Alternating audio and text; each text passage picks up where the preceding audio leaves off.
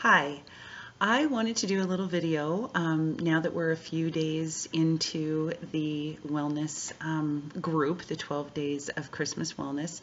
First, I want to introduce myself. My name is Kelly Amos, and I know a lot of you, but there are a few people that I don't know that I've never met and might never meet in person. But I want to thank you all for joining the group and participating. I'm having a great time. This is, I love doing things like this. I love reading people's posts, and I love how people are encouraging each other and just seeing how people live. So there are a few things that I want to talk about. You are currently on day 5, so today is you're planning a meal for tomorrow. And so far, there actually is, I put a lot of thought into the order of how things are going. And each day that you're doing something, there is an underlying behavior change or awareness theme here that I implemented into this. And I thought that it would be maybe helpful for some of you for me to share it, and that would increase your awareness. So first of all, when it comes to wellness, and I mentioned this in all of the stuff that I've been giving you, which is probably a little bit of overload, but wellness is not just about what you're putting in your body and exercising every day. It's not about just about nutritious food and proper exercise and movement. It's about your mindset. It's about how you treat people. It's about how you view your life and how well your value system or your values are being matched by your activities and just again daily occurrences and choices that you're making. So I really wanted this to be something that you can just start the new year with 12 things that you're going to appreciate that you can do just to feel successful every day. I mean, 12 things, that's a lot, and you're doing more, we just aren't paying that much attention to them. So a few of them might be a little bit more challenging for one person versus another. For instance, the drinking the water, that is a challenge for me. I have to do that with intention. I have to keep a water bottle with me, and I know that several of you are struggling with that as well. But there is some science, some research that first of all, you're just drinking water. So what's the reason? Why am I drinking water? Well, because it's good for you. You know you're supposed to. Well, there's also research that for people who drink a certain amount of water in a day, that can actually increase your metabolism by about 30%. So if your goal is weight loss, then yeah, I'm going to drink water. I'm going to pay a lot more attention to how much water I'm drinking versus somebody that you're just told to drink water. So as soon as you have something that's more motivating for you to do, that again is in track and in line with your values and your goals, you're more likely to adopt that behavior. And you have to see where it can fit in with your life. So fitting water in with me has to come with me holding onto my water bottle or keeping a water bottle with me at all times and making sure I don't leave the house. So I have a trigger. I'm going to leave the house. That trigger, that's my anchor. That means I better get water. So when you're thinking about incorporating a new behavior or a new habit, don't just look at trying to do it, but you have to first see, where is this going to fit into my life? And then once you see where it can fit into your life, and you may have to create that, you need an anchor. So it's your reminder. And it might be you set an alarm. I set an alarm. I hear the alarm. That's my anchor. That's my trigger to drink water. I want to eat more raw vegetables. Well, then you cut up raw vegetables, you put them in your refrigerator, you put them on the top shelf, and your anchor, your trigger is every time you open the refrigerator door, you eat some raw vegetables. So that's how you're incorporating more. So all of these things, and we can have one-on-one conversations about this, about how this looks in your life. But these are things that I will be doing in 2016. So everybody, except for I think a few people, wanted to hear about my things that I do, other challenge groups that I do.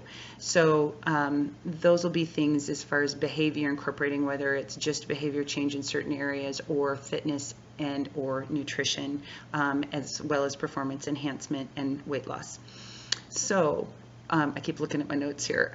So with the water, my trigger is my bottle. So you're finding something. With exercise, I know myself, and if I don't have a problem exercising 30 minutes a day. In fact, I probably shouldn't exercise every single day. But my trigger is I have a ritual, I have a routine in the morning, and I know that if I don't do it by this time, then the likelihood of my getting my exercise in the later in the day is it's decreasing. I don't like to work out later in the day. I want to work out first thing in the morning. My stomach is sensitive to having food. I can drink Shakeology and work out, and that's it. And I have Shakeology for breakfast every day. So I need to get up in time to do my morning rituals so that I can still work out before I have to go to work or before I have to go do anything else. So I know that that moment of when I get up in the morning is negative. I mean, who wants to get up in the morning? But I also know that those few seconds or maybe a minute or so of the displeasure of getting up and having to go work out, I don't look forward to every single workout. The days that I really have to talk to myself into it, those are days that I really appreciate that this negative feeling that's lasting for a few moments is way better than what I have to live with tonight when I'm feeling guilty and not wanting to go work out and I go another day. So it's hours. So I have my motivation is a negative feeling. I don't want that negative feeling of still having exercise, that obligation hanging over my head, and I know myself, I won't do it later. The likelihood really decreases later in the day. So that is my trigger is morning. I know there's fear versus there are other things that can give, it's a rewarding or it's a successful feeling as far as a change of behavior. So maybe saving the dollar when we have to save a dollar every day, and I'll talk a little bit more about that in another video on how that looks.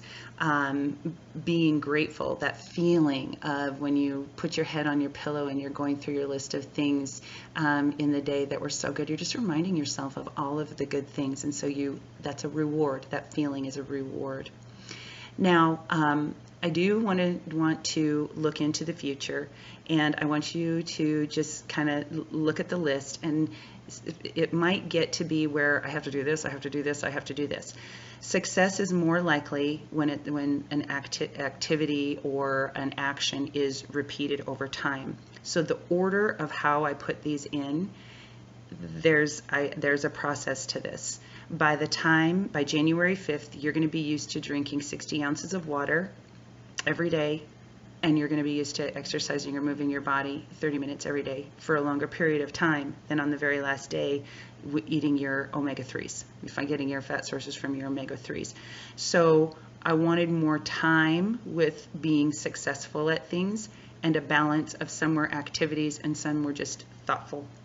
The other thing is you today are making a meal for tomorrow. Now again, that's something that I've always got food for tomorrow because I'm not going to go through a drive-through. So I am used to batch cooking. I'm used to having a lot of different things, healthy foods ready because that's what I like. I don't want to be left having to open a package. So but by the time we're done, the way that I've incorporated these things, by the time that you're done on day 12, you're serving your one serving of veggies, making a meal for tomorrow, eating, you have your serving of veggies, you're eating 1 to 2 pieces of fruit, you're reading labels, and you've saved $1, you're eating 10 superfoods, and adding in your fat coming from omega-3 rich sources. Making the meal for tomorrow is going to cover, by doing that, that's 7. You can do 7 of your activities by day 5 just by prepping your meal. Because if your meal for the next day, if you make a meal and snacks and you've read labels so you know what you're doing here, so you paid attention to sodium, there are other things to pay attention to. I only gave you sodium and sugar, I think. You're packing some fresh veg, you're packing 1 or 2 pieces of fruit, and you are choosing things that have you can, within a piece of fruit, 2 pieces of fruit and veggies, you can get 10 superfoods. You're picking the right food. And they can be omega-3 rich sources in those snacks or meals that you're planning for the next day. And if you are usually going out to eat for one of your meals, then, or while you're doing your shopping, you can save $1. So putting it simply, yeah, it's 12 things, but they can all be done with one activity to the day before. And you'll be grateful for that. So let's add number 8. So I hope you're enjoying this. I really would like questions, comments. Liz, private messaged me a post, a link. You guys post away. Don't ask me. You go ahead and use this time to share with other people and get engaged. And I'll be doing some more videos on some specific things, but I hope you're all enjoying this as much as I am, and have a great night.